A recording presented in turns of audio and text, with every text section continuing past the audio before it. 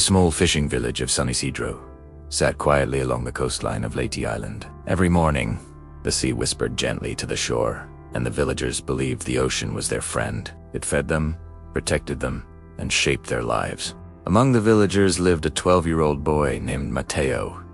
Mateo loved the ocean more than anything. His father was a fisherman, and every dawn they sailed together in their small wooden boat. Mateo dreamed that one day he would become the best fisherman in the village. On the morning of December 26, 2004, the sky was clear and the air was calm. Mateo woke early, as he always did. The smell of salt filled the air, and the waves rolled peacefully against the sand. "Wake up, Papa Mateo," whispered softly. "The sea is waiting."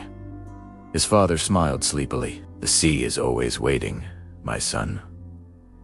But that morning, something felt strange. As Mateo walked along the beach, he noticed something unusual. The ocean was pulling away from the shore. The water kept retreating farther and farther back, exposing rocks, fish, and sea plants that had never been seen before. Children ran toward the newly exposed seabed, laughing and collecting fish that flopped helplessly on the wet sand. Mateo felt a sudden chill. "Papa," he said nervously, "why is the sea going away?" His father stared at the horizon. His smile faded. His face turned pale. "I don't know," he whispered. Then, in the far distance, a dark line appeared on the horizon. At first, it looked like a shadow. Then it grew and grew and grew. The dark line slowly rose higher and higher, becoming a giant wall of water racing toward the shore. The earth itself seemed to tremble beneath their feet. Birds flew wildly across the sky, screaming. Mateo's father suddenly grabbed his arm. "Run!" shouted. The villagers looked up and saw the terrifying wave approaching. Panic erupted everywhere. Mothers grabbed their children.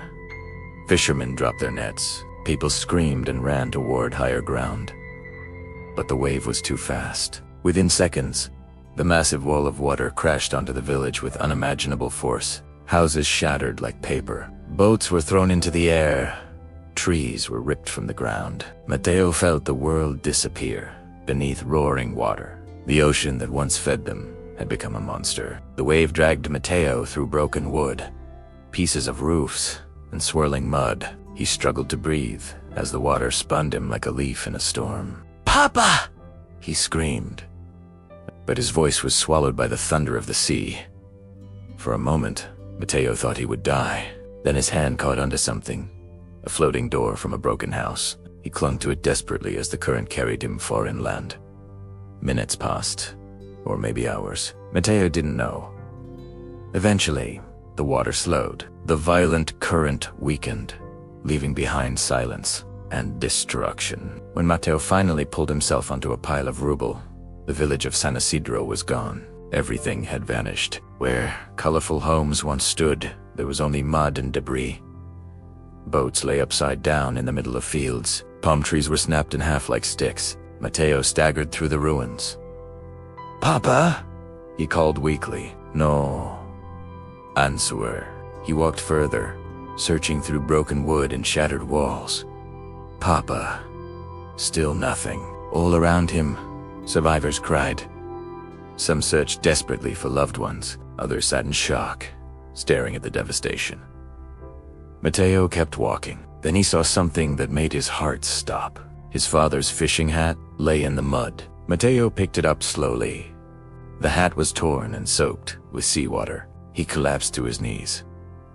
The tears came all at once. "My father promised we would fish forever," he whispered. But the ocean had taken him. That day, the disaster that struck was part of the terrible 2004 Indian Ocean tsunami, one of the deadliest natural disasters in history. A massive earthquake beneath the sea had sent enormous waves across the ocean, destroying communities in many countries. More than 230,000 people lost their lives. San Isidro was just one of thousands of villages that disappeared beneath the waves. Days later, rescue teams arrived. They brought food, water, and medicine. Survivors were moved to temporary shelters. Mateo sat quietly among them, still holding his father's hat. A volunteer sat beside him. "Where is your family?" the man asked gently. Mateo stared. toward the ocean. "I'm still waiting for my father," he said softly.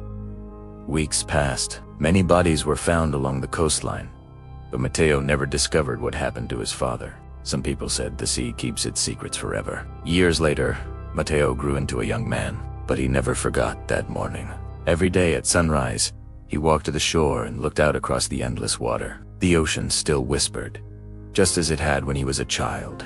But now, Matteo understood something he hadn't before. The sea can give life, and the sea can take it away. Still, Matteo stayed, because somewhere beyond the horizon, he believed his father's spirit sailed peacefully across the waves. And every morning, as the sun rose above the ocean, Matteo whispered the same words into the wind. "I'm still here, Papa."